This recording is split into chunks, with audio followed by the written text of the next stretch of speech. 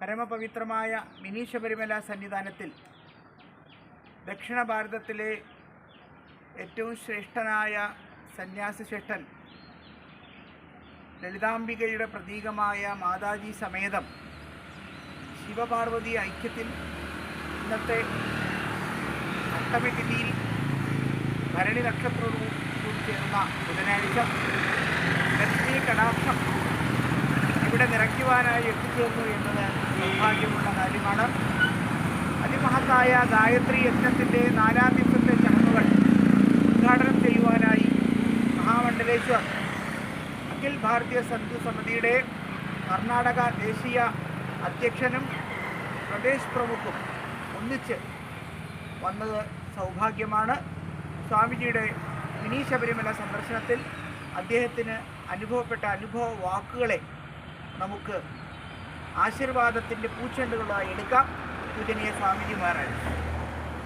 നമസ്തേ.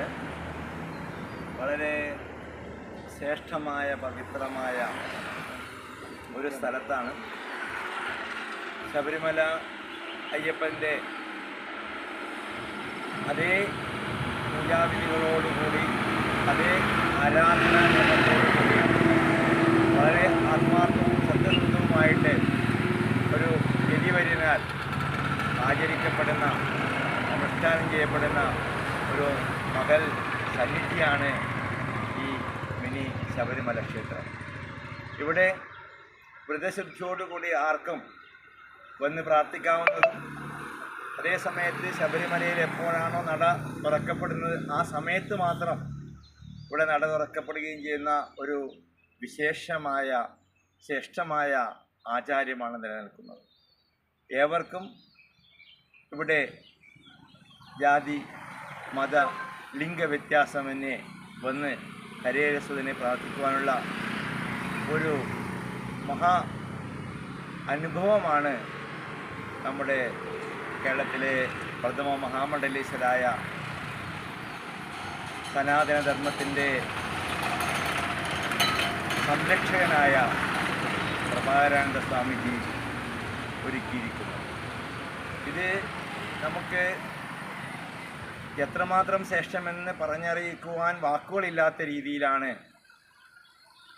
ആദ്യമായിട്ട് ഇത്തരത്തിൽ ഒരു ക്ഷേത്ര പ്രതിഷ്ഠയും ക്ഷേത്രവും നിർമ്മിക്കുവാനും ഭക്താദികൾക്കൊക്കെ വന്ന് ശബരിമലയിൽ കിട്ടുന്ന അതേ അനുഭൂതിയോടെ ഇവിടെ ചെയ്യുവാൻ അവസരവും ഒരുക്കിയിരിക്കുന്നു. ഇവിടെ ക്ഷേത്ര സന്നിധിയിലേക്ക് എത്തുമ്പോൾ തന്നെ ശബരിമലയിൽ 18-ാം പടി കയറിയിട്ട് ആ നെയ്യഭിഷേകത്തോടുകൂടി വളരെ മന്ദസ്മിതനായിട്ട് വളരെ ഗൗരവത്തോടുകൂടി തിളങ്ങിക്കൊണ്ടിരിക്കുന്ന അയ്യപ്പ വിഗ്രഹമാണ് ഇവിടെ നമുക്ക് അനുഭൂതിയായി കാണാറുള്ളത്. അത്രമാത്രം ശക്തമാണ് ഇവിടുത്തെ സാന്നിധ്യം. ഭക്തന്മാർക്ക് ഇത് ഒരു ആശ്രയ കേന്ദ്രമാണ്. അവരുടെ സങ്കടങ്ങൾക്കും പരിഭവങ്ങൾക്കും ഈ കലിയുഗത്തിൽ ഏറ്റവും പെട്ടെന്ന് ശീഘ്രമായിട്ട് ഫലം തരുന്ന ശിവ വൈഷ്ണവ സമ്പൂർണ്ണ തേജസ്സായ അയ്യപ്പ സ്വാമിയാണ് ഇവിടെ പ്രതിഷ്ഠിച്ചിരിക്കുന്നതെന്ന് ഇവിടുത്തെ പാദസ്പർശം നമ്മൾ ചെയ്യുമ്പോൾ തന്നെ മനസ്സിലാവുന്ന കാര്യമാണ്. ഏതായാലും അതുപോലെ തന്നെ കേരളത്തിൽ പല സ്ഥലങ്ങളിലും അതിൻ്റെ യഥാർത്ഥ രീതിയിൽ ജനങ്ങളെ ഉദ്ബോധിപ്പിക്കുന്നതിന് വേണ്ടിയിട്ട് ആരും അന്യരല്ല, സനാതനധർമ്മത്തിൽ ആർക്കും എന്തും ചെയ്യാവുന്നതാണ് അനുഷ്ഠാനമുണ്ടെങ്കിൽ എന്ന് തെളിയിച്ചു കൊടുക്കുന്ന ഒരു ഗുരുനാഥൻ കൂടിയാണ് നമ്മുടെ പ്രഭാകരാനന്ദ സ്വാമിജി. അവിടെ ഗായത്രി യജ്ഞത്തിൽ പോയപ്പോൾ മറ്റ് പല യജ്ഞങ്ങൾക്കും നമ്മൾ പങ്കെടുക്കുമ്പോൾ ഉണ്ടാകുന്നതിനേക്കാളും ഒരു പ്രത്യേക അനുഭൂതിയും അനുഭവമാണ് ഉണ്ടായിരിക്കുന്നത്. അദ്ദേഹത്തിൻ്റെ ശിഷ്യന്മാർ തന്നെയാണ് ഹോമകുണ്ഡങ്ങൾക്ക് ആഹൂതികൾ കൊടുക്കുന്നത്.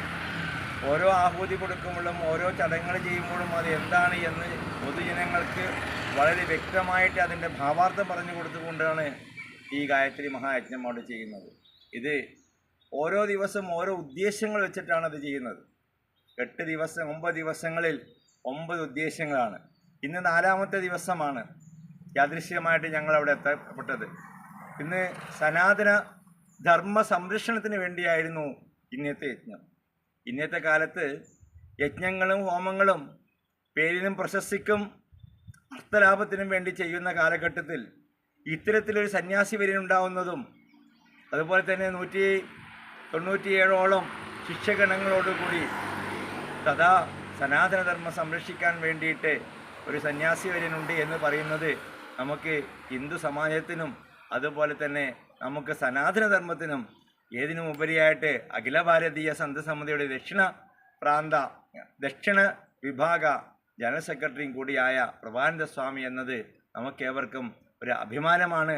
നമ്മൾക്ക് കേരളത്തിലെ സന്യാസി വര്യന്മാർക്ക് ഒരു അഭിമാനത്തിൻ്റെ രൂപം തന്നെയാണ് പ്രഭാനന്ദ സ്വാമി എന്ന് ഞാൻ ഈ അവസരത്തിൽ വിശേഷിച്ച് പറയാൻ ആഗ്രഹിക്കുന്നു. നമസ്തേ.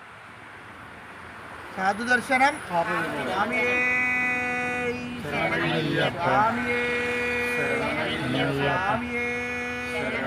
ഓം ശ്രീ ഹരിഹരസുതനാനന്ദ സിദ്ധനയനയപ്പ സ്വാമിയേ.